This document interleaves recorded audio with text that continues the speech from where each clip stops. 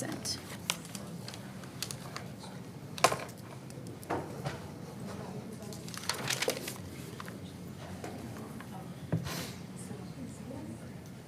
Well, instead of the cowboy breakfast, how about a big seafood dinner from your That's a fishing fine boat? plan. Well, that'd be That's a fine plan. But I like the that a lot. biscuits in the gravy too. Dutch oven. Well, how about biscuits, gravy, and fresh fish? Let's just have a whole day and just eat all the time. We're in, and we'll meet in Florida.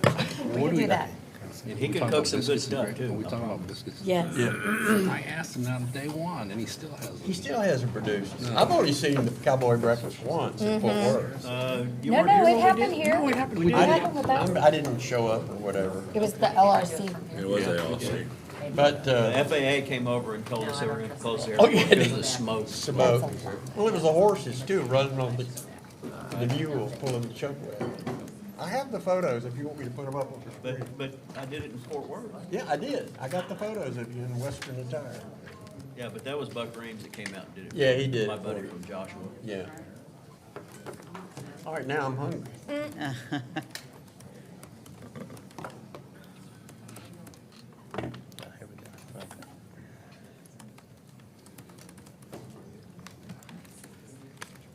All right. Morning. Good morning.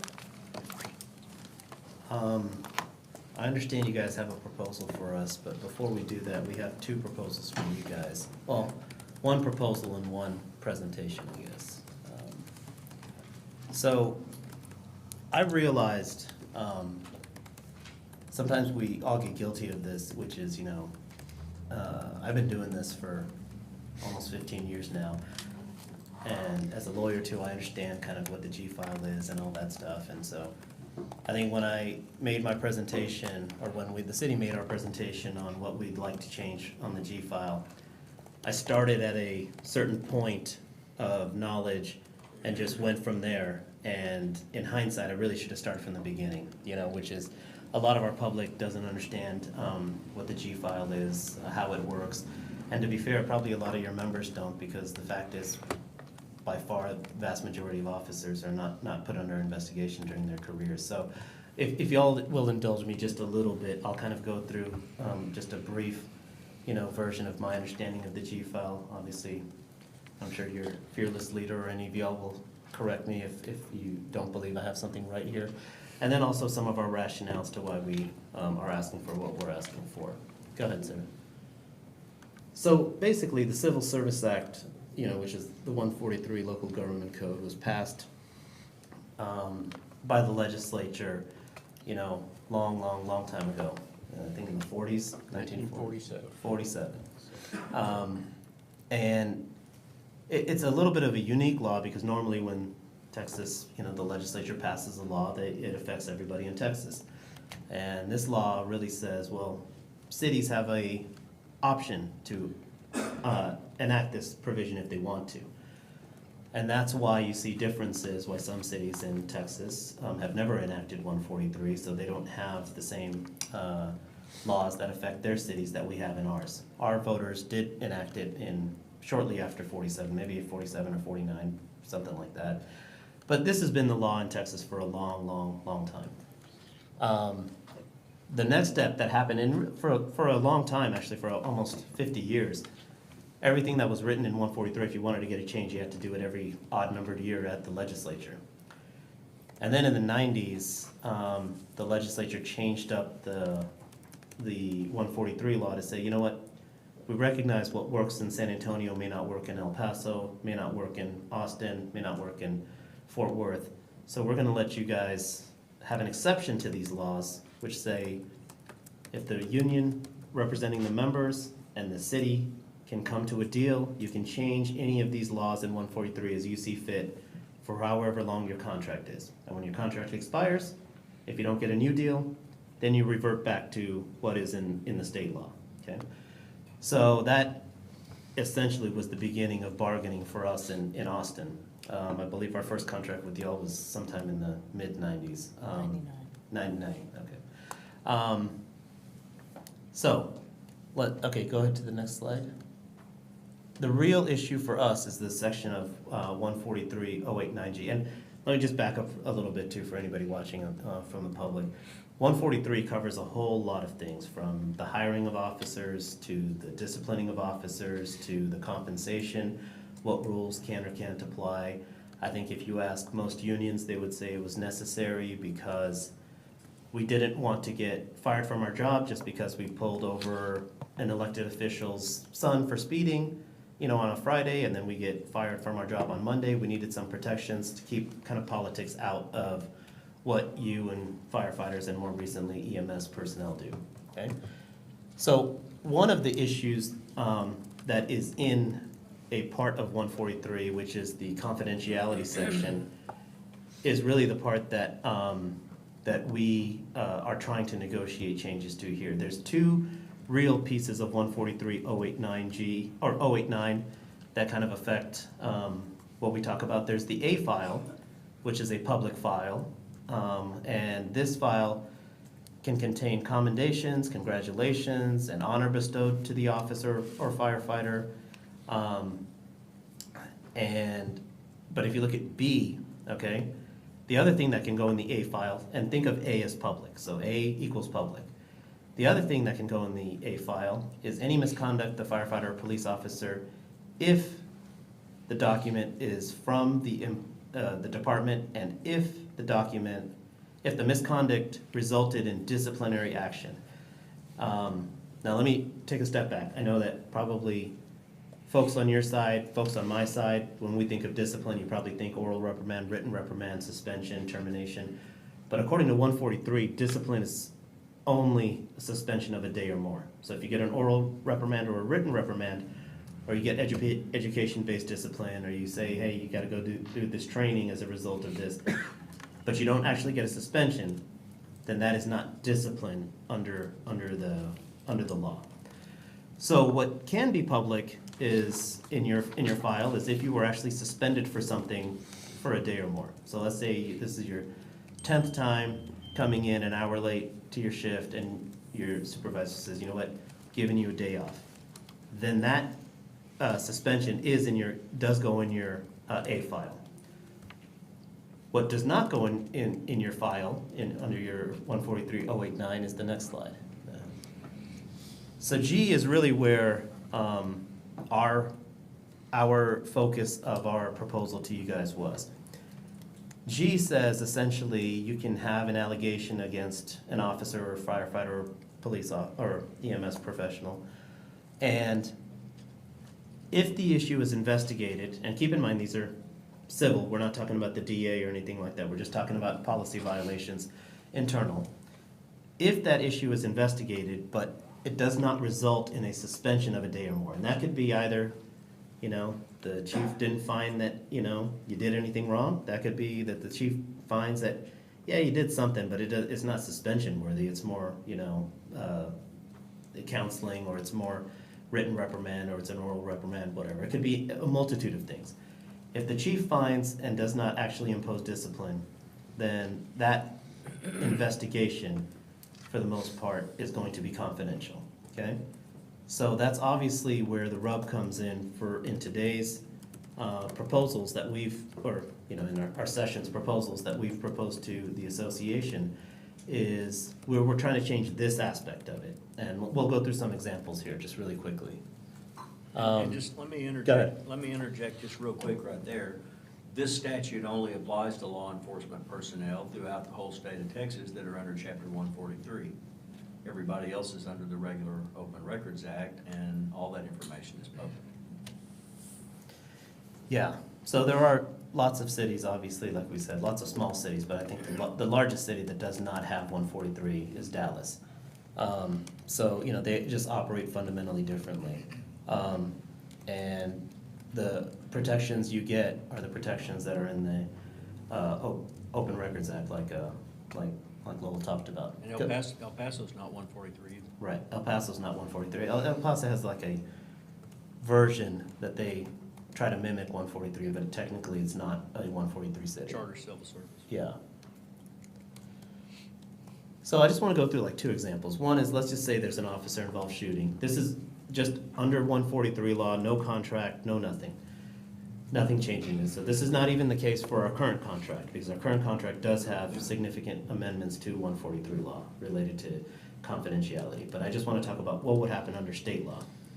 So if there's a critical incident, let's just say there's an officer-involved shooting, the investigation is conducted, and the chief finds that there is no policy violation and no discipline, which is, again, remember, suspension, is administered, then that entire investigation file remains confidential, okay? Under current 143 law.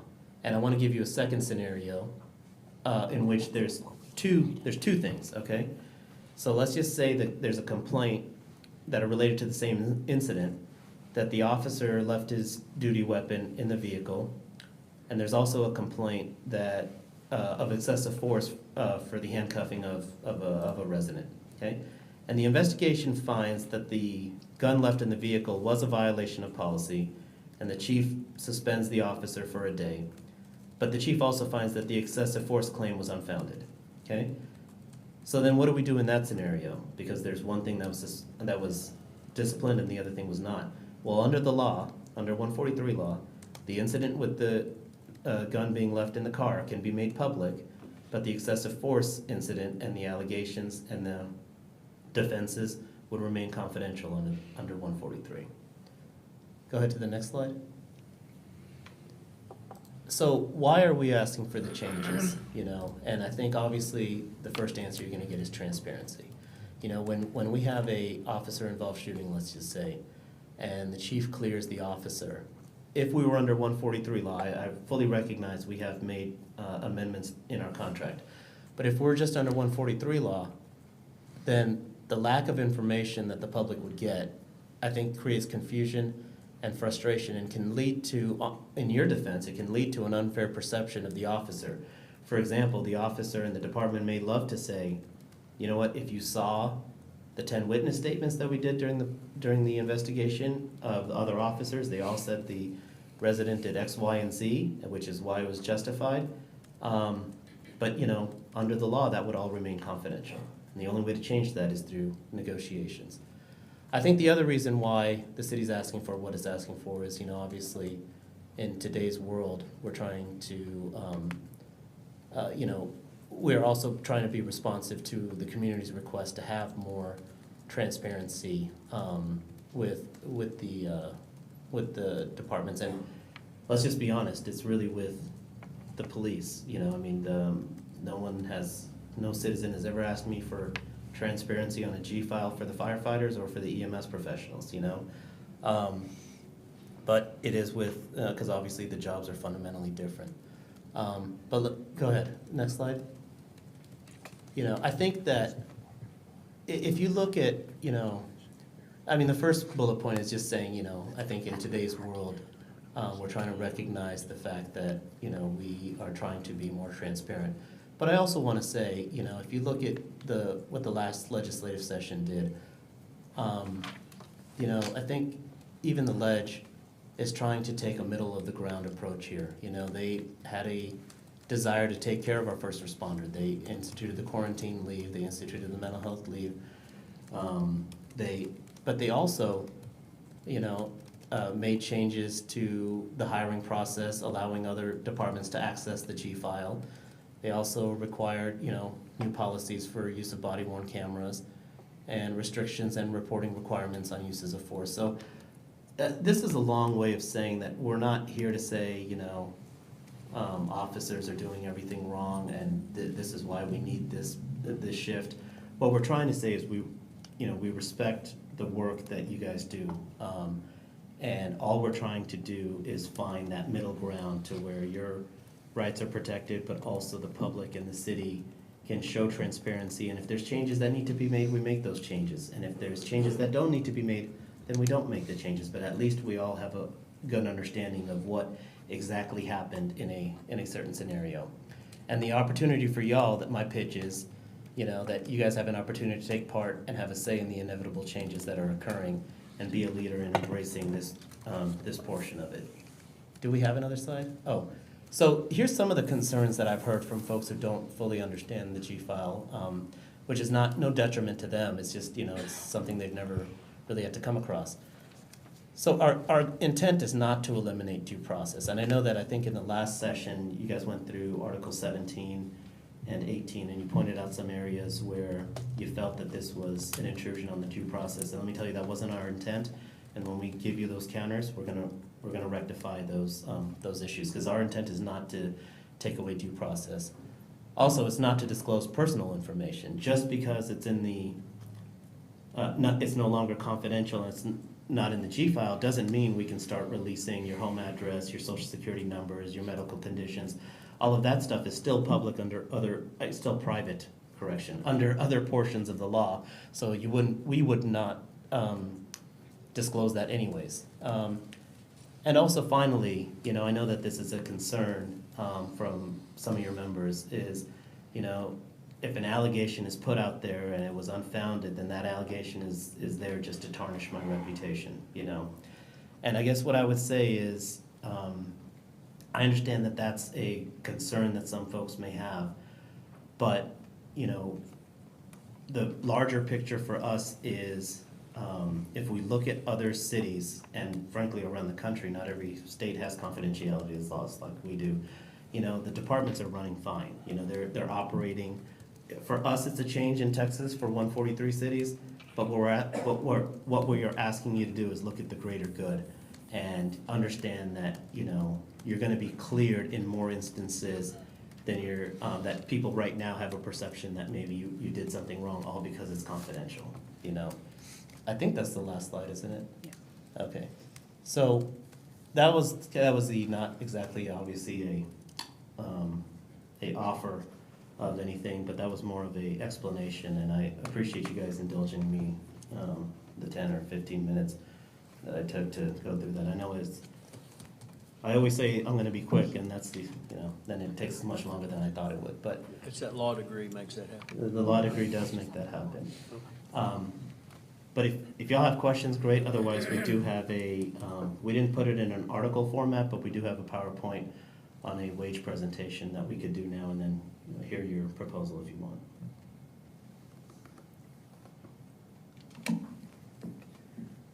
So just a couple of things to point out. The example that you used at the very beginning is obviously not an example of how we operate here. Right. So I just want that to be clear. Second, the politics in this city are very much different than anywhere else in the state. And so I don't follow your line of thinking of, oh, it works here, it works there. This is a different animal. Second, or third rather, the idea that it doesn't tarnish someone's reputation to have that file open. I would submit that, let's say we have Chief Perry has a neighbor 2 doors down from him that really hates him. So every 4th week of the full moon, under whatever stars, they decide that they're gonna make a complaint that they observed him sexually assaulting a child down the street. That report comes in. It's proven that Chief Perry wasn't even in the state when that happened. But yet, every 4th week, when the moon is shining a certain way. So he ends up with 15 allegations of sexual assault of a child in his G file. Something happens where he has to take a police action, oh, we're gonna open up that G file. And it's all in there. And everyone's sitting here saying, good Lord, who knew we hired these pedophiles? I have an issue with that.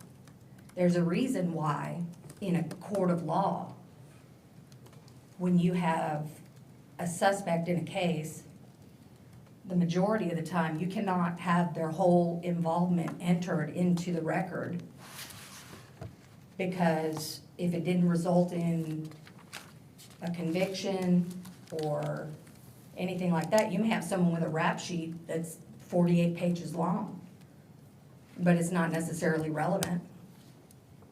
So I would just say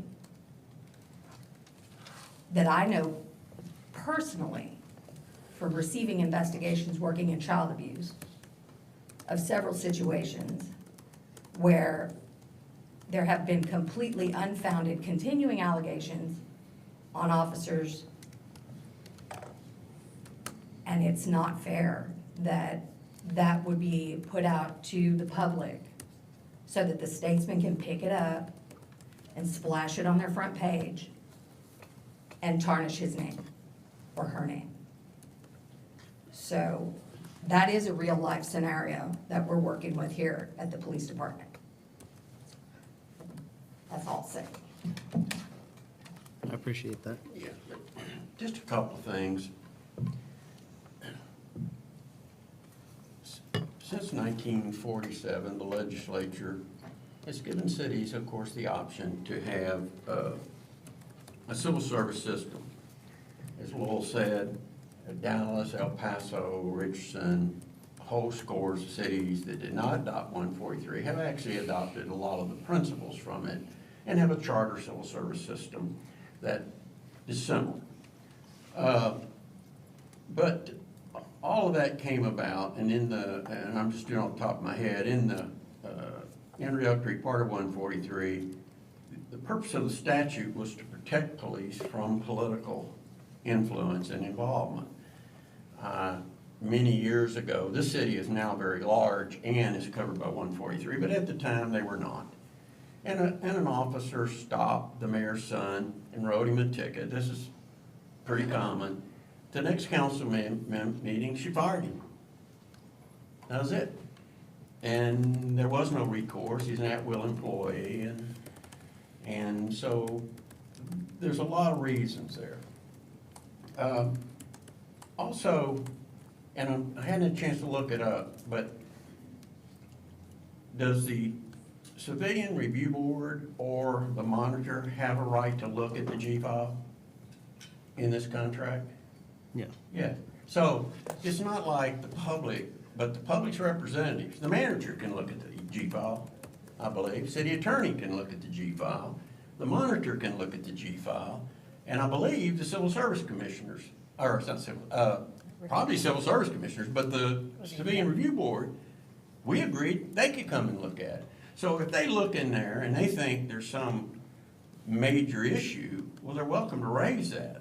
They're elected representatives, and they're welcome to say, whoa, the police department is parking something over here that should have been brought to DA. None of that's occurring. It seems like the last round of bargaining, we had this issue with written reprimands. I believe we've opened those. Now, there was all of these circle of people saying, whoa, they're reprimanding people because then the public can't see it. We went back and looked. There wasn't, in the prior contract, like 6 or 7 people even got a reprimand. In today's climate, and I'm not picking on Austin, there are just not many reprimands anymore. Departments suspend people now for things they used to reprimand them on, but occasionally there is one. We said, okay, you can look at that. Nothing. It's like the silence was deafening because there wasn't anything there. It's this perception that there's something over there that somebody wants to walk in and say, I want to look at it. Well, 99% of it is there. But the government restricts all kinds of records and procedures for many reasons. There are all kinds of things of which the government has said, these records are public and these records are not. Executive sessions of the city council, my understanding, they're not public records. So if you really want to know what they're thinking, then make the records of the executive session public and let the public hear what they really talked about before they came out and just put on a show for the public. So there are reasons things are open, and we're not opposed to that. You get suspended, you work for the public has a right to know. But in this case, in 90-something cities, which is most of the major cities in the state of Texas, are covered by 143. There's a few exceptions, but most of them are. And the legislature, and whatever that language came in, I think in the mid-'80s, has not seen fit to change it. They can change it. You're welcome to lobby the legislature. But when the city brought us this, we said, okay, the people who have oversight and on behalf of the public in general can look at it. It's not like it's hidden and only the chief can see it. It's not. There are other people who can come in who have a position of which to represent the public, the manager, the chief, review board, the Civil Service Commission can look in there. And if they think something's awry, then they can bring that issue up in a public forum. And so, let's don't act like it's secret. There's all kinds of hidden things in there. But in this day and time, there are people who, when in trouble with the law, feel they can get a better deal, or they can push back by making allegations against a police officer. Neighbors, happens all the time, officers get in disputes.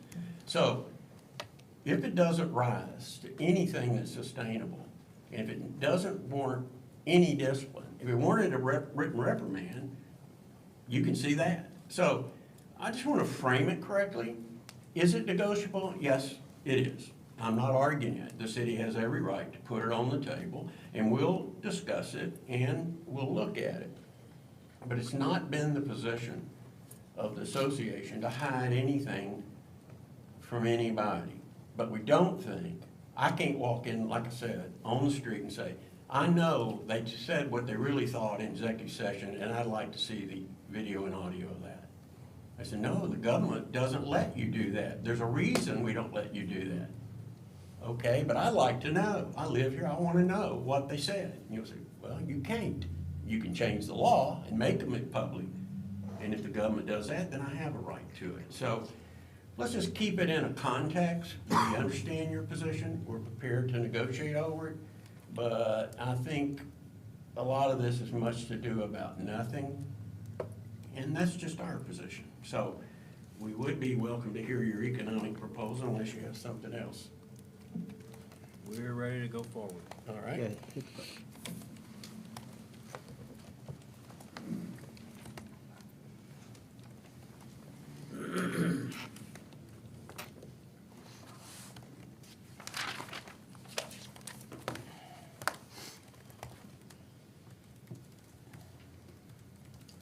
So we have, I'm gonna go through the analysis that our pay analysis, public financial management has put together.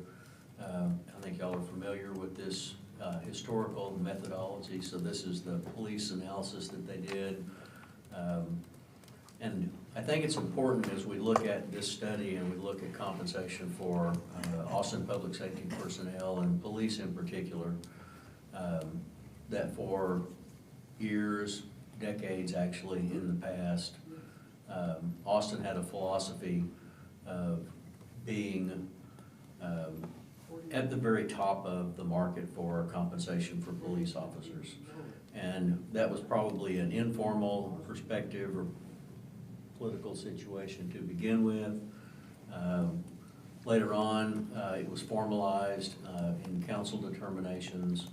And then prior to the last bargaining session, where we began to revisit whether or not we were too far in advance of the nationwide market, as we look at what happened after our last labor agreement and the compensation changes there. I believe it was 1, 2, 2, and 2. And compared to prior time periods, those increments were smaller than a number of the previous bargaining cycles. As a result of that, however, Austin still has the highest base wage of surveyed cities in the state of Texas, using the same cities that we've historically used here for comparison purposes after regional adjustments, which are discussed in this proposal, and I'll go over those. So here's the largest cities that have been a part of this study on an ongoing basis. And you see that at the post-probation rank, and then at the various step levels in the career, 2, 6, 10, 14, 16, and then the max at the end. In each of those categories, Austin still ranks #1 out of 8 of the survey cities. And then you see the differential there to the second highest. So you can see that we are not as far ahead of the second highest as we were historically, but we nevertheless still are probably the bellwether for career value on a statewide basis. These are some other realities, what's not in base wages. And so we have to look at the rest of the compensation package. The additional pays, the study looks at those analytically to do the comparators and finds that we still are competitive. The total wage increases, compounded base wages plus steps, which I'll talk about some more, we are not only competitive, but we are actually continuing to protect our employees against very substantial loss in earnings and in purchasing capacity. The CPI Index, this contains an updated snapshot through March of 2022, which is fairly recent. We have 3 different measures there, which you'll see on the bar graph. Of course, the item that y'all emphasized very strongly and capably in your commentary on the housing situation is that housing costs in this community are indeed a challenge, a very significant challenge, and everybody understands that. On the next slide, we see, I guess, the actual picture of what happens to individuals based on their base wage changes in the contract. We have these 2 different components of pay. We have contractual across-the-board wage increases like in the last contract, and that's the way our proposal is structured today as well.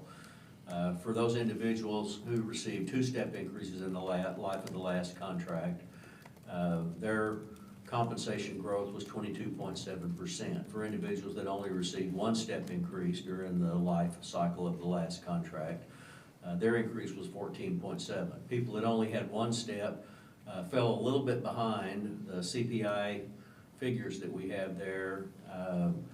The W South is the highest one at 17%, so there was a little bit of loss there. Individuals that had 2 steps in that cycle are a little bit ahead.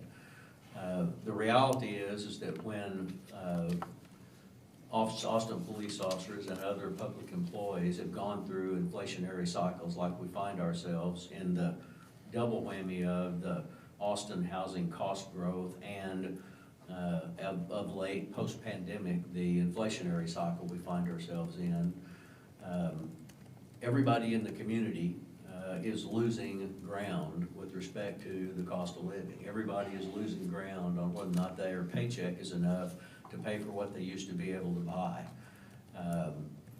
And so the other reality there, of course, is just like your members are experiencing challenges about whether or not they can pay their bills, whether or not they can acquire and maintain housing, whether or not their career goals of when they want to become homeowners and can become homeowners are still realistic. That very same set of challenges affects the city as well, because the city's having to pay the same higher prices that are driven by inflation. The city is experiencing the same kinds of costs, and its budget limitations are, there's not any source of funds there that allows the city to be exempt or immune from the same challenges that your members have. Next page. So our proposal package for your consideration in our ongoing discussion is that we want to propose 1.5% in each of a 4-year, each year of a 4-year contract for a total wage growth of 6%, and add $50 a month to the FTO assignment pay. And we believe that as we look at the compensation changes that we see scheduled from the other comparable cities that we're looking at, that we will continue to stay highly competitive in the market. We believe that we will continue to stay in a number 1 position or maybe a number 2 position at those various progress points in an officer's career. And so that's our proposal. We would like you to consider that in the context of the challenges that the city has going forward to meet all of its responsibilities to the citizens with services citywide.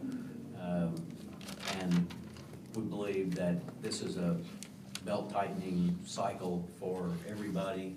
We hope that we can continue to have discussions with y'all and reach an agreement on what's an appropriate and affordable wage package for your members to continue to attract, retain, and pay fairly the individuals that are doing the fine job you do in this community. Any comments or questions? We're gonna caucus for a few minutes and come back with a response. I just have a general question. The city manager just proposed 4% across the board for all city workers in effort to recruit and retain. Now, let me just ask you this. Currently, today, if you're number one and you can't fill the vacancies, you can't retain the people, the city's passing 1 million people, it's hundreds of officers short, with hundreds retiring.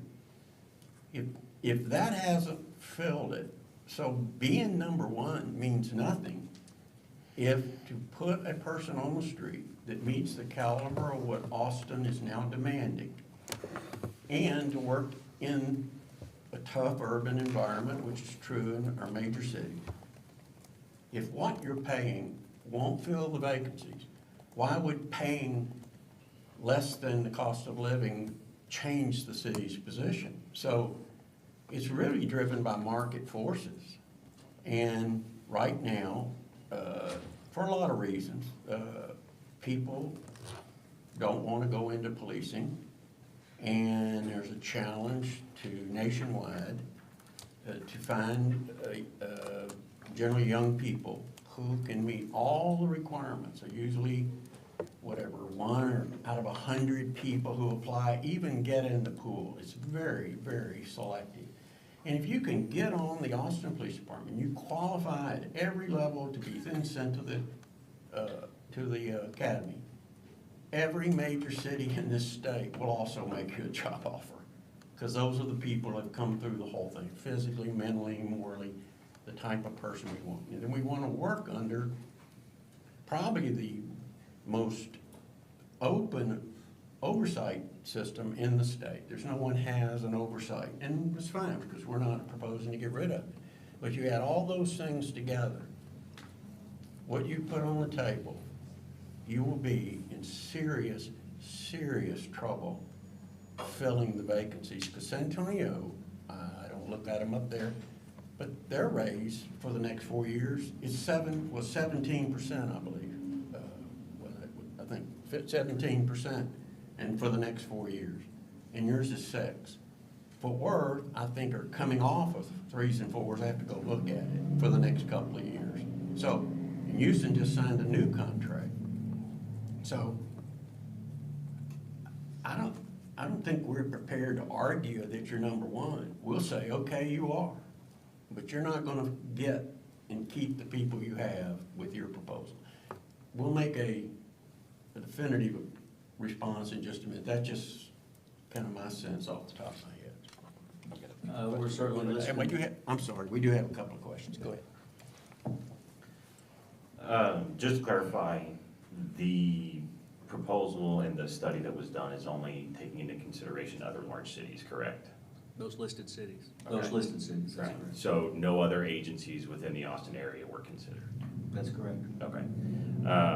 Is there a particular reason that we didn't look at any other agencies in the immediate area? As like Ron is pointing out, obviously, when we're back to 2008 staffing levels, we're struggling to recruit and retain. And one of the biggest struggles that we have is that we lose officers to these other agencies, because we are not the highest paid agency in the state. Of the larger cities, right, just based on total numbers, you know, we are one of the highest paid. But when you're looking at just agencies overall in Texas, we are not. And a lot of them are smaller agencies that we're winding up trying to compete with. So was there a reason that you know of as to why we didn't incorporate any of the other agencies in the area that we are losing officers to?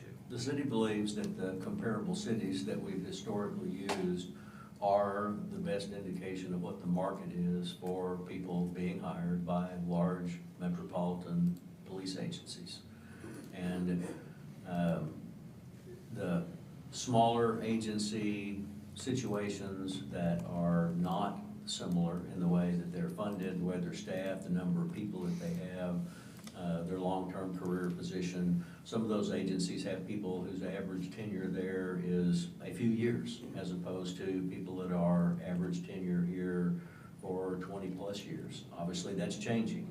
We understand that. Ron's remarks and your questions are obviously parts of the considerations that we have to have here. And so everybody is taking a different look at how we've done this in the past. Everybody understands that the most critical thing is being able to hire, bring on board, and retain people for that long-term career that Austin has always promised. We think it still does, and that's what we're talking about. Okay, so just make sure I understood that y'all are still analyzing it from a perspective that you believe that like Dallas, Fort Worth is our primary competition versus other agencies in our immediate area.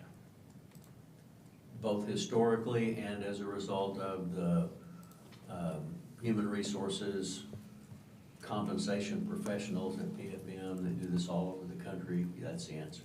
Okay. Also, could you help me understand what the city believes the purpose of the step pays are, right? Because we have our step pays where at certain ranks you move up to a different bracket of sorts where you do get a bump.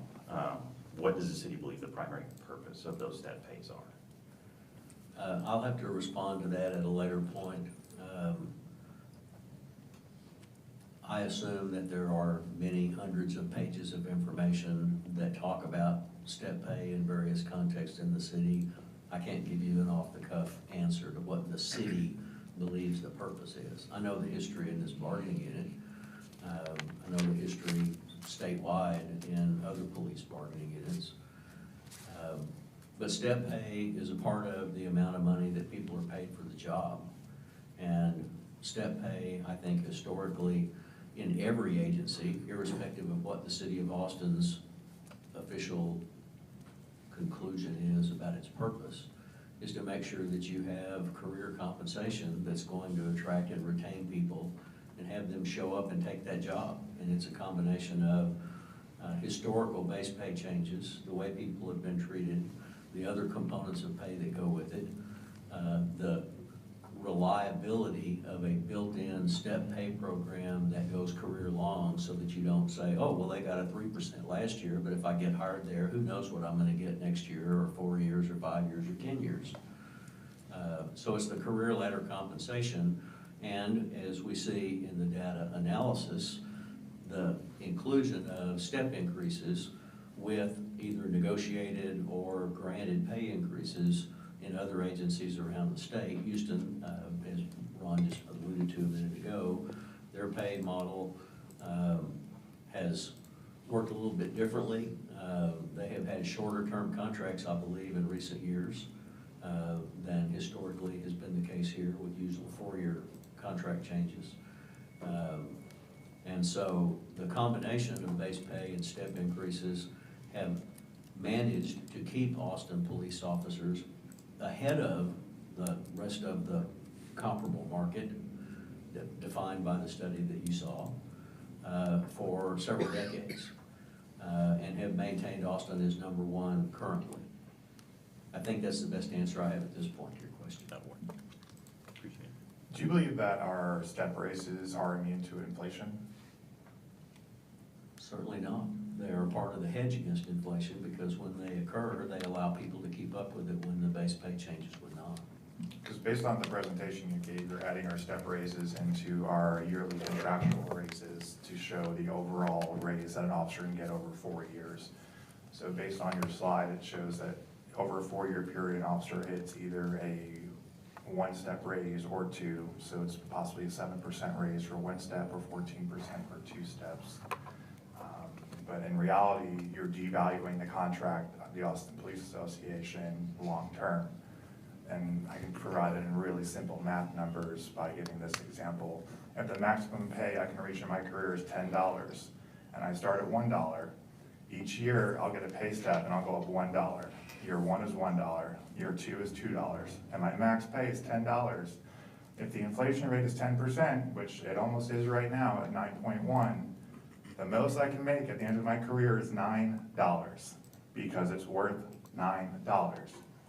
If you do not increase our salaries based on, at the minimum, the inflation rate for what the US is experiencing over time, we are then making less money by the end of the contract. So you can say that we're the highest paid and I'm gonna make $10, but in reality, I'm only gonna make $9 because of the inflation rate. So the pay steps have to be adjusted with inflation. Otherwise, we're gonna lose money every single contract. So right now, your proposal, you're asking the city of Austin is asking the Austin Police Association to accept a contract where we lose money overall.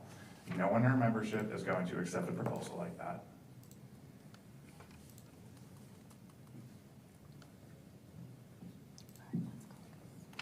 Just one other question, Fred. It was only FTO stipends that were increased, correct? That's correct. Any particular reason that that was the only one that was considered? I think it was the one that was out of sync in the pay study, so that's where we put the dollars. I believe that's right. If you don't mind, we'll take a quick call, because, Certainly. all right, thank you very much.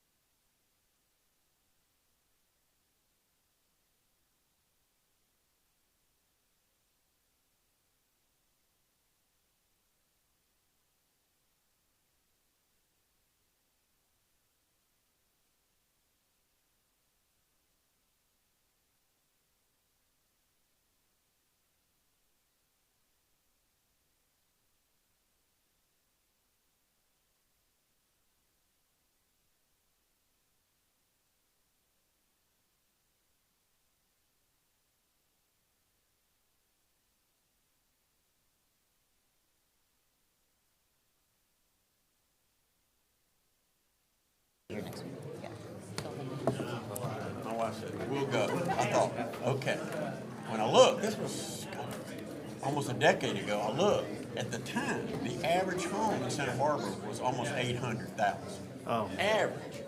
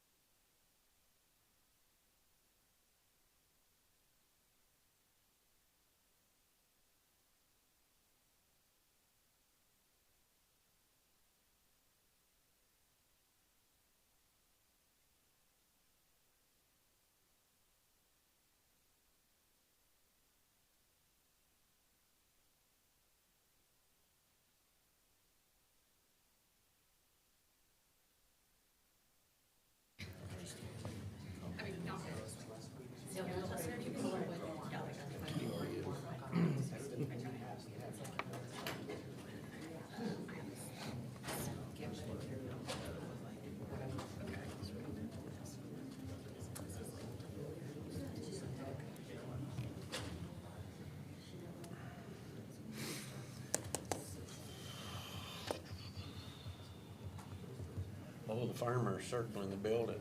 They're restless. I saw them. They're driven by twice. Very intimidating. Big truck. Oh, they're watching. They made that.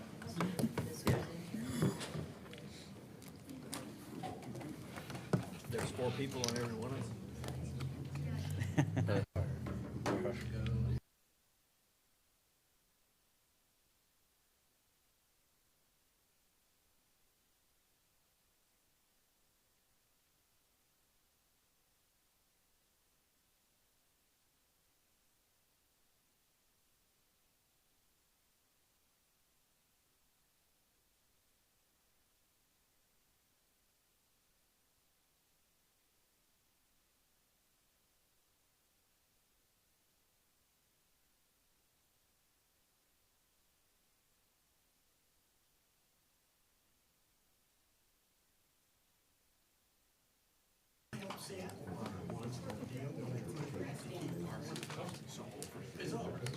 Oh, that's the main thing, yep. In the fire entry. Yeah. But it's a group to deal with. Yeah.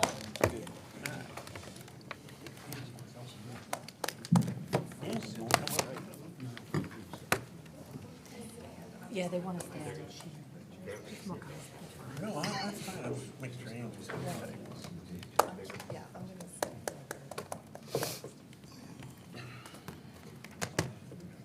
Are y'all ready?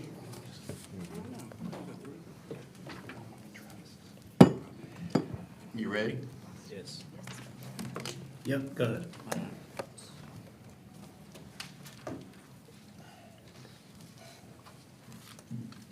All right, can y'all hear me okay? All right, I'm Officer Jessica Garner. I am a patrol officer in Ida sector. I've been with APD coming up on 3 years, and I am here to talk a little bit about oversight here in the city of Austin.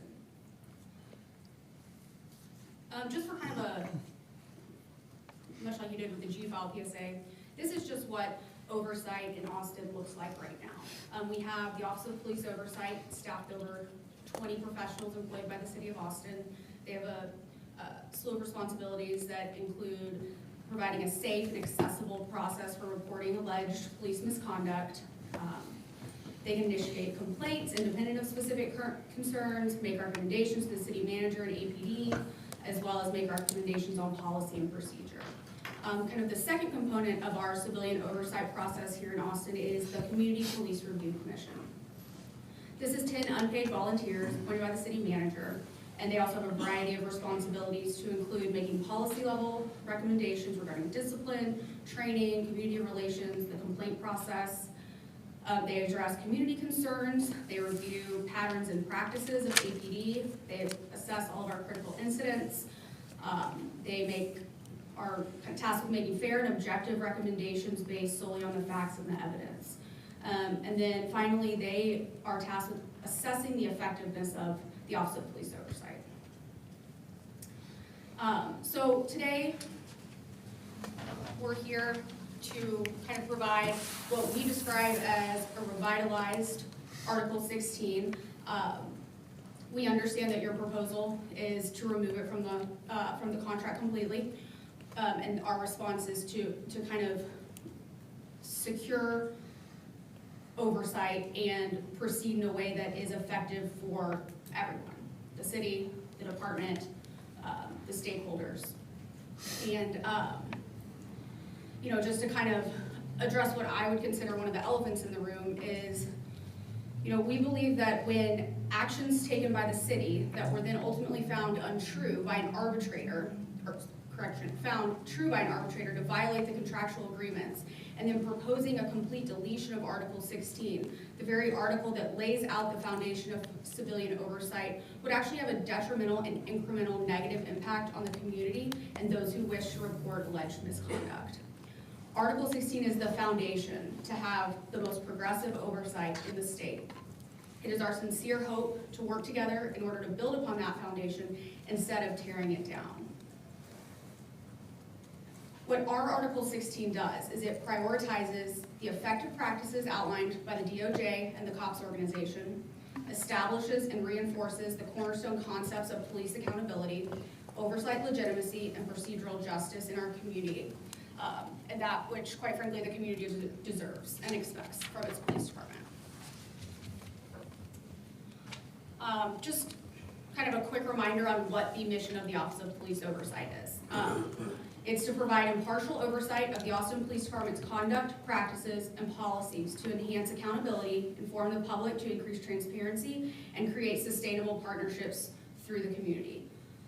So some of the important concepts here is that it's intended to be impartial, increase transparency, sustainable partnerships with the community, and that includes the Austin Police Department.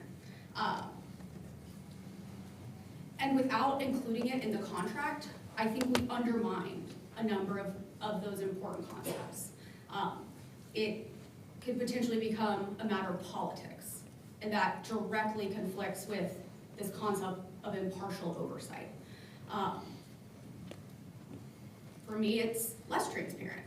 You know, the people that use the Office of Police Oversight to report misconduct, the officers that are subject to the oversight of that office, would have very little insight into how that office operates if we remove it from the contract. This is our framework. This is the map. This is how we know what everyone is doing, what the expectations are.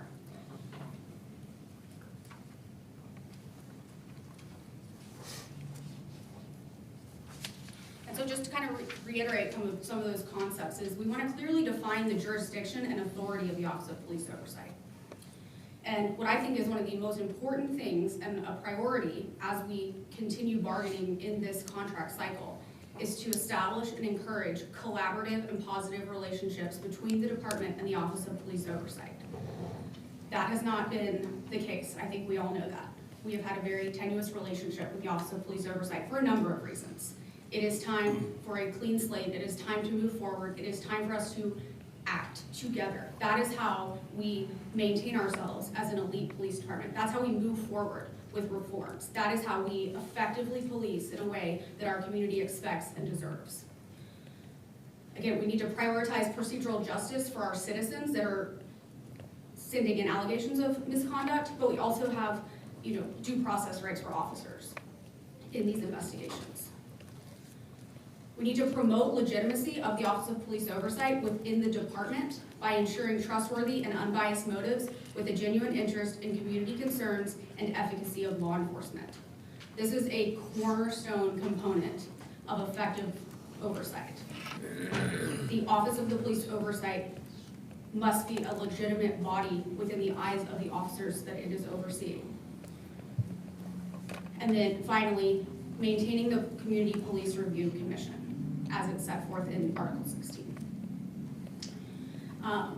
Again, this is a concept I've already addressed, but including it in the contract ensures transparency in all facets of the investigations into allegations of police misconduct. It allows the Office of Police Oversight, the Community Police Review Commission, access to confidential personnel files. That is how those bodies have access to G-file material at this time. Again, promoting legitimacy and ensuring the authority of the oversight body. Without including it in this contract, there are a number of questions as to legitimacy and authority of how that body would continue to operate going forward. And again, you're going to hear me talk about this a lot, this framework for collaboration between APD and OPO. And then, of course, continuing the tradition of innovative and robust civilian oversight for the city of Austin. I know we talk about a lot of other jurisdictions. I'm going to briefly touch on a couple of large cities in Texas, but it is important that we acknowledge that the city of Austin is different. We are a unique community with special interests, unique community concerns, needs, and priorities.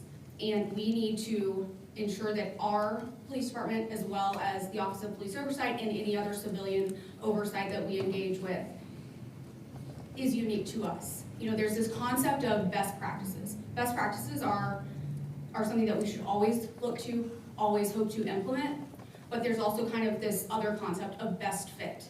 And what we need to do is we need to take all of these concepts that are best practices that we have seen work in oversight, and we need to make sure that they are the best fit for our city so that as we continue to progress forward, we are providing the highest level of police service with robust civilian oversight.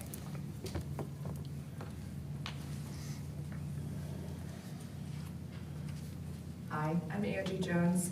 I've been with the Austin Police Department for 20 years. During that time, I did work in internal affairs as a sergeant investigator, so it's part of why I'm here to talk about this today as well.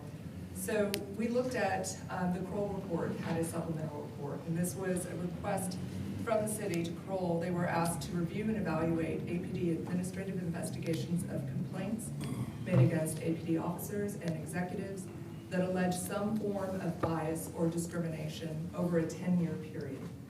So when you look at the Kroll report, Kroll acknowledges that the role of internal affairs within a police department and how complaints are handled and resolved is essential to building and maintaining mutual trust and respect between the police and the community.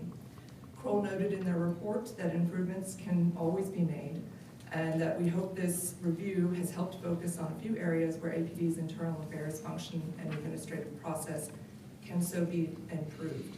I want to make one notation here that I think is important.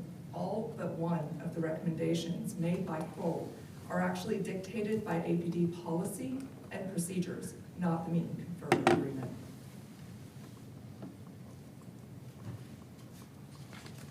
Kroll provided some guiding principles, and I want to illustrate here how Article 16 of the contract enforces or reinforces those guiding principles that Kroll recommends. One of them is implementing a fair and objective fact-finding process that respects the rights of all individuals involved, including the person making the complaint and the officer accused of wrongdoing. This is the most essential role of the internal affairs function. And as you can see, Article 16, Section 1 defines the purpose of the OPO is to assure timely, fair, impartial, and objective administrative review of complaints against police officers while protecting the individual rights of officers and civilians. Further, Kroll recommended that agencies should take in all complaints without restrictions. Article 16 directly supports this as well, and that our definitions allow for anonymous complaints and all complaints to be received without the requirement to verify the complainant in writing before a public officer is authorized to, by law, to take a sworn statement under oath. So Kroll noted, sorry, let's get to hell on that. So just reinforcing that APD does allow through contract for anonymous complaints and complaints to be received without someone having to come into an office physically and sign a sworn affidavit. And lastly, one of Kroll's guiding principles was that voluntary mediation conducted by a neutral facilitator in lieu of investigation and adjudication can help resolve minor complaints that are not easily resolved through traditional investigation. So as you can see in Article 16, our section that discusses mediation, we did add some language in there, which we'll go over in a minute, but because we think that this is really important, the concept of mediation and actually implementing mediation. So in Article 16, we have the OPO shall initiate a mediation program within the office wherein complaints may meet the officer that is the subject of the complaint with a certified mediator to see if a resolution to the complaint may be reached. I think it's important also to note that in the Kroll report, they noted that although APD General Orders provides a process for mediation, none of the complaints that they reviewed were handled by mediation. Kroll recommended that APD and the city explore ways to increase opportunities for mediation in certain types of bias-related complaints, and we hope that Article 16 does that.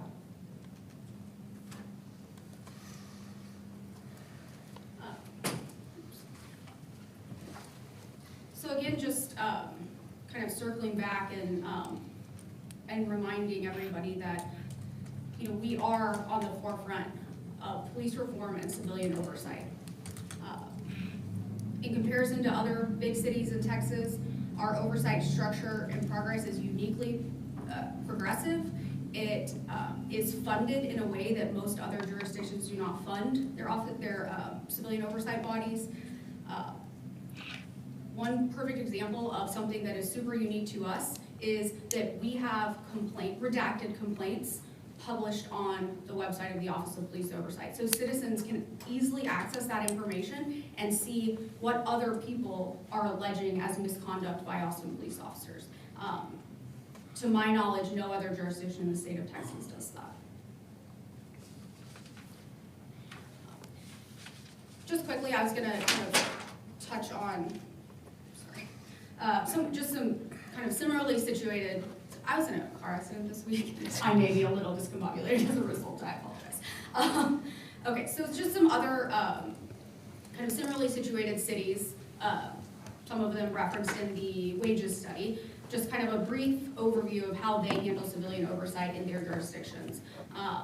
And all of them have some version of civilian volunteers that collaborate with sworn personnel. Some have hired employees of the city, just kind of various structures like that. nothing at all even remotely close to the robust system that we have in place. But what I really want to emphasize is this complaint intake process. Nowhere else in the state of Texas that I'm familiar with can somebody submit a complaint for police misconduct and have their name withheld from the officer that is subject to that allegation. Correct me if I'm wrong, is that, I don't think anywhere else you can do that. And it is such an important concept in our version of civilian oversight in the city of Austin. Nothing that we will propose or we want to do moving forward will at all place a chilling effect on citizens, colleagues making allegations of police misconduct, just to be clear. So in San Antonio, you have to contact internal affairs or a police supervisor in person, by phone or email. The complainant then has to follow up to provide a sworn statement to an investigator, supervisor to formalize the complaint and initiate the investigation. El Paso, I know this is a jurisdiction that's come up also with reference to the G-file. Again, they've been trying for years to establish some sort of civilian oversight. It seems to be kind of spinning tires at this point, and it seems also to be primarily focused on shootings. To make a complaint in El Paso, the complaint may be made to internal affairs or any police supervisor. If it's initially made by email or over the phone, the complainant is required to submit a follow-up affidavit signed and notarized on the designated form to formalize the complaint and initiate the investigation. So not only can they not just submit through a website, they have to use the specific form provided by the police department. Again, I'm not saying that they are doing it better. I'm not saying that we should at all mirror what these other jurisdictions are doing. This is simply to provide some context of where other cities are in the civilian oversight process and to emphasize how much further down the road we are. Dallas, again, you have to submit a form, specific form. You have to provide identifying information, and there is no way to keep that information private. Fort Worth, to initiate a formal complaint document must be signed and notarized. If they have kind of a modified way of submitting an anonymous complaint, but they're very clear that that will not result in a formal investigation. They will take your complaint, they will listen to your allegation, but that will not proceed into a formal investigation of any kind. Houston, similar, there's got to be sworn affidavit. Now, one thing that Houston does that I actually do, I really like, and I hope that at some point through logistics we can implement this this option into our process, is that they have community organizers at different kind of stakeholder organizations like LULAC and NAACP, where somebody is able to go and complete that affidavit for the police misconduct. Again, trying to remove any type of chilling effect or barrier to make an allegation of police misconduct. So there's this law review article that a lot of subject matter experts like to reference, written by Merritt Bob, and I think it's an interesting concept. Civilian oversight of the police in the United States is the most effective form is when it's done in the least restrictive means necessary to achieve police accountability, and it's the best approach to the oversight function in the long term. So our goal here with Article 16 is to maintain the robust system that we have in place to ensure its legitimacy and authority, and then also to make sure that it stands the test of time and that we are not regressive in any way. So I think now we will actually move to the red line version of what we have.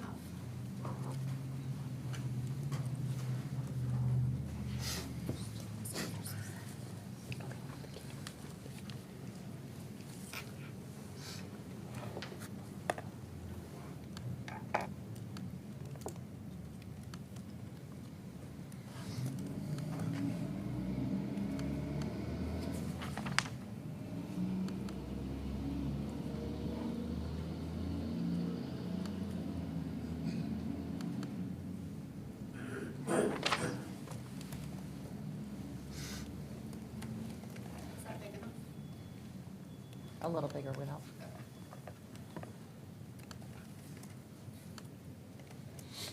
Yep. Bernard, does that work? Yeah. Okay, I'm gonna try and scroll through here. All right, so you can see that we maintained what we previously had in Article 16. We did add that on that, under Section A, it says civilian oversight may only include the Office of Police Oversight and Community Panel slash Board. Scrolling down, there's a little bit more under C, where we added some language here that says, however, it expressly agreed that neither the chief of police nor the city of Austin shall have the right to expand the authority or grant new authority to any civilian oversight group, including the Office of Police Oversight, unless explicitly provided for herein. So just defining out some things that this is, we believe, through our agreement here, when we reach our agreement here, that we're allowing for the Office of Police Oversight to exist, but if there's other bodies that civilian, and the panel, of course, but if there's other bodies of civilian review, that those should be discussed and negotiated. And rolling down to definitions is where our next changes come in. So you can see that we did maintain the definition and maintaining anonymous complaints. We did change some of the language a little bit lower, and I'll kind of flush it out here in a second, but you can see where we struck through that the complainant does not identify himself or herself, but rather we just have it says does not wish to be identified to the subject officer and or witnesses, and that there's no duty to determine or reveal the identity of the complainant except provided in subsection D, which is the new portion of a definition that we have added here. Under the complaint definition, we just added that the complaint needs to clearly articulate a policy violation. So that way it's clear this is the process, that there's an actual allegation of a policy violation, and that's what would trigger complaints. And the part that I think I want to focus on a little bit here, just for give y'all some context, is the definition of an anonymous complainant. From personal experience, working as an IA investigator, when an anonymous complaint comes in, sometimes that complaint does not have a lot of information there. It might be vague, and there might be some follow-up that would be needed from the complainant for internal affairs to have a complete and thorough investigation. What we're proposing here is similar to, so y'all understand, right now I work in sex crimes, and we give victims of sex crimes, if they wish, what's called a pseudonym. Basically, we're protecting their name, we're keeping it out of the report, but we are able to still interview that person, and we still have them identified for purposes of the investigation. So that's what we're proposing here, is through this definition that we allow individuals to remain anonymous for the purposes of the actual complaint itself. And however, the IAD investigator would have the opportunity to follow up with that complainant. Sometimes there are further questions so that we can really get a good idea of what the allegation is that's made against the officer. And it's really important so that we can have a complete and thorough investigation completed. We don't want to leave stones unturned, so this is just part of that process, is to expand on that. Yes? And so you're talking about a John Doe, Jane Smith kind of a pseudonym, right? Correct. And the wording that we have in here, right here, says that, I'll flush it out, let's see. The identity of the complainant shall not be revealed to the subject officer or witnesses at any time during the investigation, but will be documented in a password-protected document maintained by Internal Affairs Division Lieutenant and the Director of the OPO. If the IA investigator needs to reach out to that complainant, say the complaint's just not complete and there's not enough information there, they would then have to get with the IA lieutenant or with the director of the OPO to get that contact information for the complainant. And so then if that case was gonna go forward for a disciplinary determination, I think even, I mean, you haven't really articulated this, but I think what you're saying is if we can independently prove it without that anonymous person, then the case could go forward that way. And if not, then that person could decide whether or not they would want to give up their anonymity and give a statement and you know, potentially testify in arbitration or whatever, am I right? Yes, that's the intent. My attorney The said language yes. may need to be modified to Yeah. specifically address the arbitration Right. eventuality, but yes, that is the intent. Okay. Is that if it can be proved without ever contacting that complainant, then it will proceed as anonymous complaints do now. Very good, thank you, sort of thought. All right, so that's the only change there. We did do some language cleanup here, where it's discussing the use of an impact weapon, including kinetic energy projectiles, and approved, not improved. That's just some language cleanup. And then scrolling down, we added definitions for internal complaint and external complaint. That way it's clear. Internal complaint means any complaint generated by an employee of the city of Austin, and officers shall adhere to the department policy for submission of all complaints. And then we added the external complaint means any complaint that is not an internal complaint. So just clearing up that language.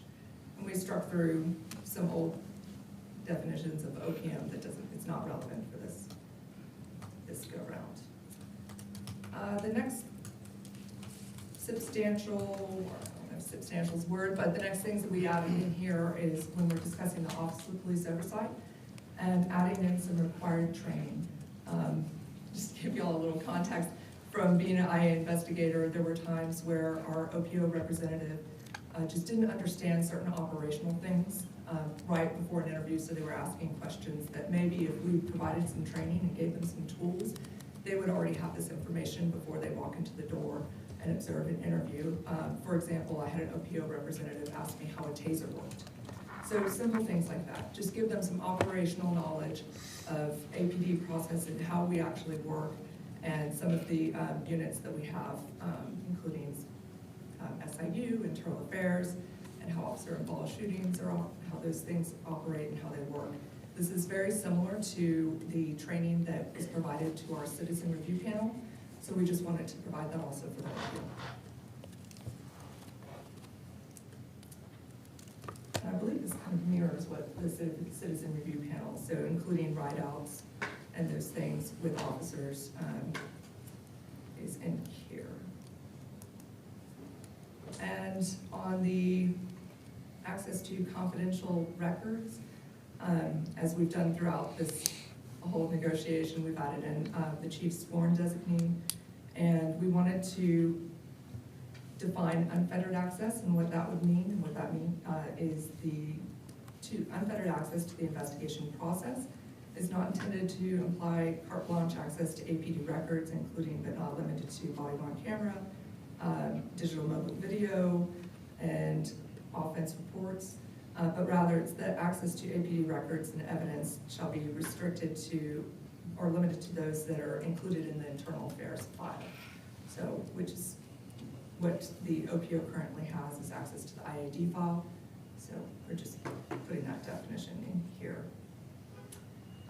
Talking about the complaint intake process. So during the complaint intake, we would like for the OPO to document the complaints accounts of the events. And continuing on, we're just adding in some definitions here, or some language here, which we think is already here, but just to make sure it's all clear that the OPO shall ask clear questions, follow-up questions, or clarifying questions.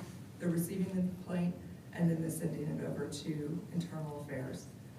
And the OPO shall, regardless of the manner in which the complaint is submitted, maintain the following information.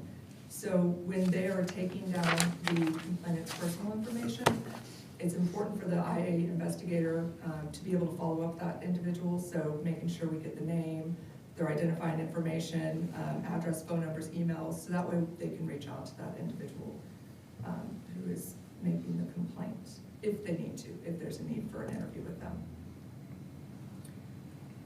And then we added in that the OPO shall digitally record the entirety of the communication during the intake process, and that way we're capturing everything. Similar to our detectives right now, typically when they answer the phone, they hit the recorder before they answer the phone, so that way they're capturing all of the information that the person is giving them. We'd just like for the OPO to do the same.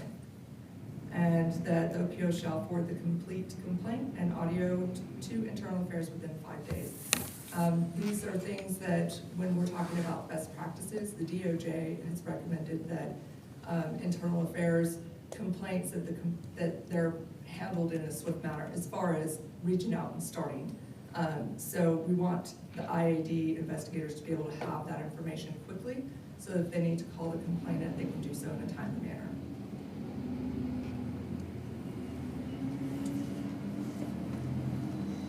And going to access to investigations and interviews. IA investigators agree to make reasonable accommodations for scheduling with the OPO, but IA investigators are not required to use the OPO schedule as a sole consideration when scheduling subject and witness officers. From, again, personal experience working in the Internal Affairs Office, it can be very challenging coordinating multiple people's schedules for one interview. Sometimes there is a deadline, sometimes we need to get an interview done quickly, and so we want to make sure that we can get those interviews scheduled and get people in for their interviews, especially if the deadline is approaching, and not have to balance everybody's schedule to do that. So we want to make sure, of course, the OPO is notified just as they normally are. We have an interview this date and time, and that way they can send a representative. Just putting that. And then at no time the IAD investigator shall be required to provide the OPO with interview questions in advance to the scheduled interview. A lot of IAD investigators have those questions in their folder, but it shouldn't be a requirement that they send that. If the OPO has questions, of course, they can make those recommendations, and then the IA investigator will determine whether they're relevant to be asked during the interview. The OPO representative may only attend IAD interviews in person or from an IAD designated secure location. As we know, this was an issue during COVID. Lots of interviews still needed to be had, and there was a lot of confusion about that as far as how that looks and where people can be during an interview.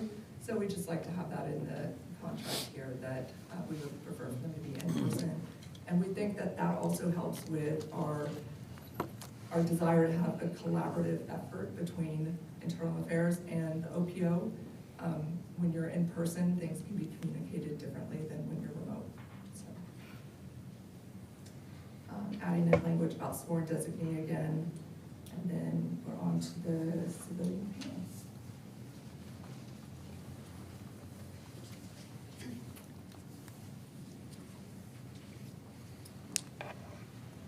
All right, so I'm gonna be talking about the civilian review panel, and just for those of you in the audience or streaming, just a reminder, that's the board that is appointed by the city manager and is used to review critical incidents.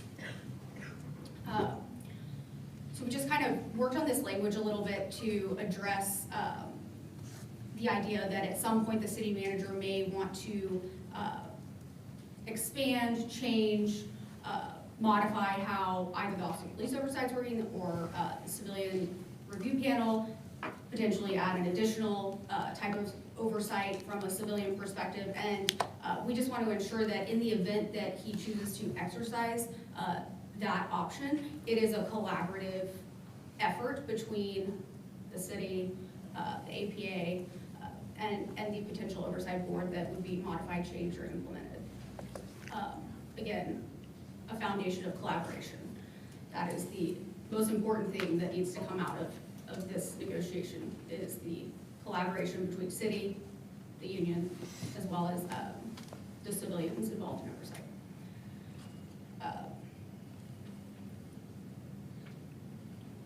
Just kind of a clarification for the function is that the panel shall be the sole body other than the Public Safety Commission authorized to review and make recommendations on any matter affecting the Austin Police Department. We wanted to ensure that it was clear that the Public Safety Commission should continue to operate in the way that it does. It is subject to open meetings. They have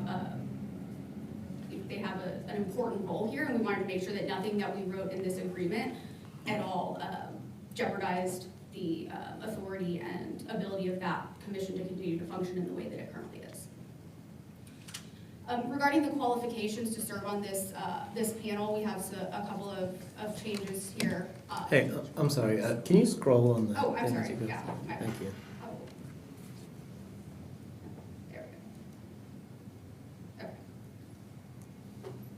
All right, so regarding qualifications, we just wanted to ensure that the individuals serving on this panel are esteemed members of our community. So we want to ensure that we are not having anybody serve that has a firearms or family violence conviction, regardless of the offense level. Right now, it specifically references felony level offenses, but assault, injury, family violence is a Class A offense, a misdemeanor, as well as certain firearms convictions can also be a misdemeanor level. And so we just wanted to clarify that that type of criminal history is not going to make you eligible for this board. And then more importantly even is that to be eligible for appointment to the panel, applicants must have established residency in the city of Austin for at least 1 year prior to appointment. And then failure to maintain residency in the city of Austin will result in immediate removal of the member from the panel by the city manager. This is critically important because the people that are serving on this panel have a loud voice and an important message that specifically impacts the residents of the city of Austin. And we feel like it is most effective when those members actually live here, work here, and are interacting day to day with the community that they're serving. Again, like Angie mentioned, this is training for the panel. It looks kind of like a mess here, but it just completely mirrors the version that we proposed for the Office of Police Oversight. And again, requiring the write-outs. I think it's really important for the individuals that we task with reviewing our conduct, that they have a first-hand understanding of what it is like to be a police officer in the city of Austin. And I don't expect them to become police officers. I don't expect them to be doing significant trainings, but being on a write-out gives you a unique impression and understanding of what police work is like. And I think it will be just vitally important to the Office of Police Oversight and to the members of this panel to spend some time with officers and to understand what our day-to-day looks like, because I think it's probably vastly different than maybe what they imagine it to be. Here we've just emphasized that this panel's main function is to review critical incidents. We've just kind of clarified that, and the critical incidents definition hasn't changed. This is just clarification for similar is actually should be the same. These are some internal cross-references that no longer matter or are even correct. Again, irrelevant internal cross-reference. And okay, so the private case briefing session. So like I said, this panel is responsible for reviewing critical incidents. And in order to do that, the members of this panel need to be provided with the best information that we have about these incidents.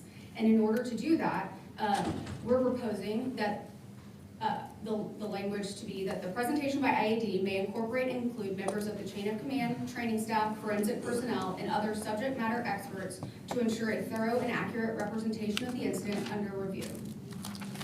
In the event the director of the OPO determines the presentation by IAD does not accurately reflect the IAD investigation, they may request to make a statement to the panel wherein the inaccuracies are detailed and supported by credible evidence.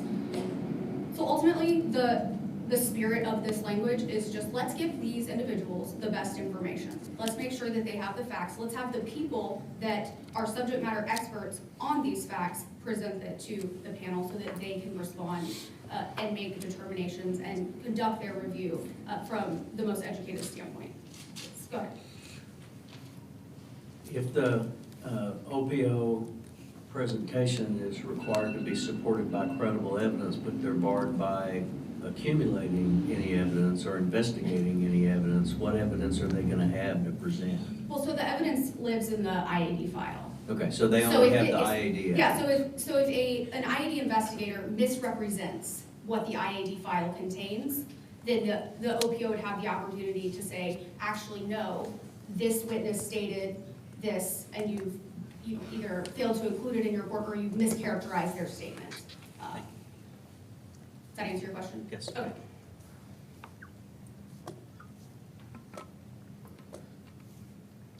And again, just moving away from the monitor, we don't call it that anymore. I think we have solidified that this is the Office of Police Oversight and it can be referenced as such in this document. Pronoun corrections here. So, you know, public sessions are often driven by emotion because the items that this body is responsible for are serious. They have, you know, life-taking consequences. There's a number of things that this body reviews that can kind of flare emotions in a public setting.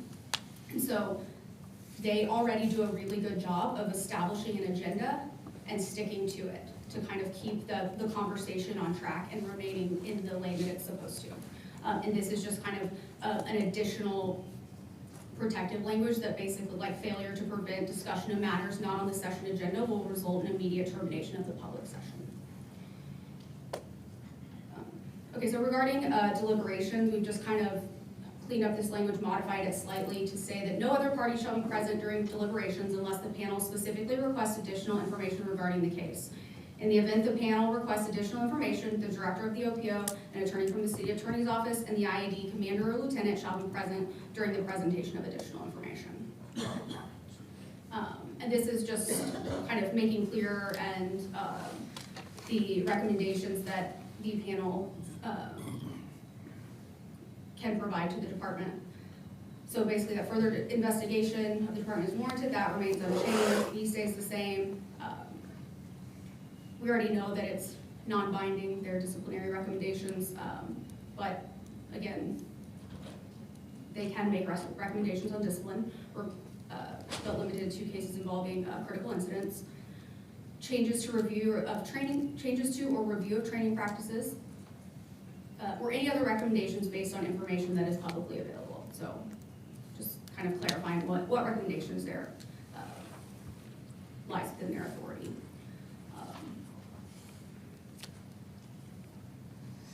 So the director of the OPO may make non-binding written disciplinary recommendations on critical incidents. Nothing about that's changing. We all agree that that's an important part of their role. We just want to, again, to avoid the kind of the political, you know, the politics associated with oversight and the kind of tumultuous relationship that has been present between the department and Office of Police Oversight. Just kind of a safeguard here that, and I expect, you know, everyone's professionals and that this is likely unnecessary, but I think that, you know, it's an important safeguard. This recommendation shall be presented in an unbiased manner and should not include inflammatory language or be perceived as furthering an agenda outside the scope of the specific incident in which the recommendation applies. Again, this is just clarifying language that the employees we're talking about are from the Office of Police Oversight, and that again, the OPO or anyone associated therewith. You know, the director of the Office of Police Oversight body in general, they spend a lot of time researching best practices and coming up with recommendations for the chief, whether it's regarding discipline, whether it's regarding policy, and you know, here we have this shall that makes it obligatory for them to consult with the panel to formulate recommendations. I think that the way that we've staffed our Office of Police Oversight with professionals that, you know, prioritize being experts in this practice, I think that may be a tad cumbersome to them, that they shall consult with the panel in their formulating of recommendations. I think that it can be permissive and that the goal can be achieved.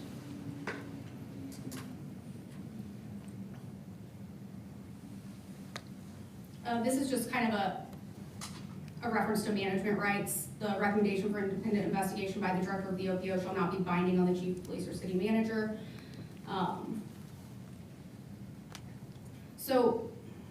Earlier I was talking about the kind of this unique process that we have where the Office of Police Oversight, when they receive a complaint, has the ability to redact the personal information and place it on their website for review by anybody that can access the internet, basically.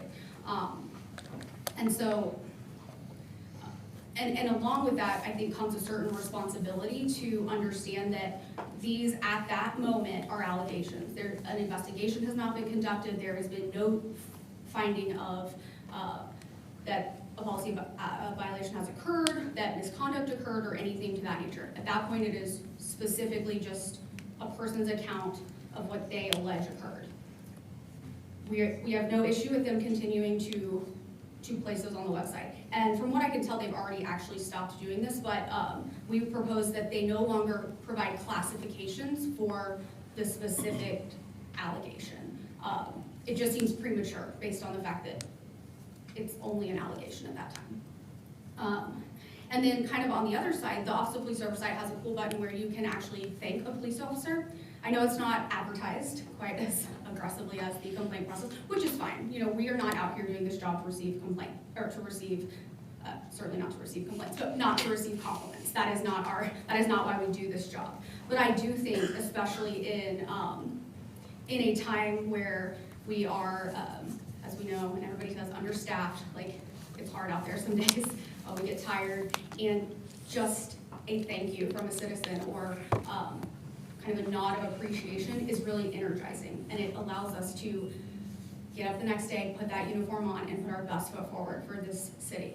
And offering to publish those things in the same manner that they publish the complaints, I think would be a really important morale booster for the department right now. So I also understand that some officers do things for citizens and that they don't want that information public, that they want to just go on their day and it not be anything special or receive any notoriety. So we've kind of created this mechanism where the Office of Police Oversight, upon receiving approval from the subject officer, the OPO shall promptly publish all compliments received from the public in a manner substantially similar to the way in which complaints are published.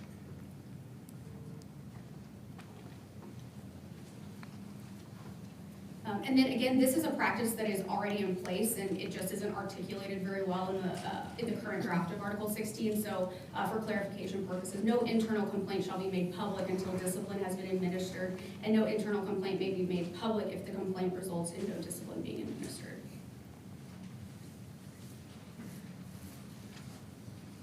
And then finally, I've struck the dismissal of the current lawsuit. Obviously, we are not subject to litigation at this time, so not relevant. So this is kind of the modification of the mediation section that Angie had referred to. And it also mirrors the Article 17, 18 that we proposed last time. And it's just simply allowing for a little bit more of breathing room in when the offer of mediation occurs. Because the way it's currently drafted is if that mediation wasn't offered at the time of initial complaint intake, there is an argument that the time had passed, that you were barred from engaging in mediation at that time. I don't think that was the intent, but it could be construed in that way. So really all we've done is we've asked that the Office of Police Oversight initiate that mediation program, offer it to people when they are making complaints, and then giving the IAD commander authority over whether mediation is an appropriate avenue for remedy or whether traditional investigation is better suited for the alleged misconduct. Basically, because if we offer mediation kind of as like a standard part of the complaint intake process, there are complaints where mediation is not appropriate. An investigation needs to occur and potential discipline needs to be issued. And so mediation would not be appropriate in that circumstance. So this allows it to offer it to people and then also gives us the flexibility to not use it when it's not appropriate. And then this is just a typo that I fixed regarding mediator versus mediation. So that's what we have.